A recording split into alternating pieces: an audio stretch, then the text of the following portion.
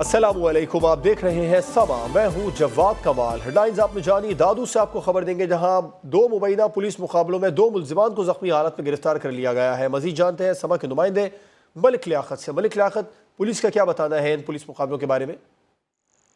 जी देखिए, दादू के थाना ए सेक्शन और खुदाबाद की हदूद में पुलिस और डाकुओं के दरमियान मुबैना 2 अलग अलग मुकाबले हुए हैं, जिसके नतीजे में 2 डाकू जो हैं पुलिस ने गिरफ्तार करने के दावे किए हैं। जख्मी डाकुओं को सिविल अस्पताल दादू मुंतकिल कर दिया गया है, जबकि जख्मी डाकुओं के कब्जे से असला भी बरामद करने का दावा किया गया है।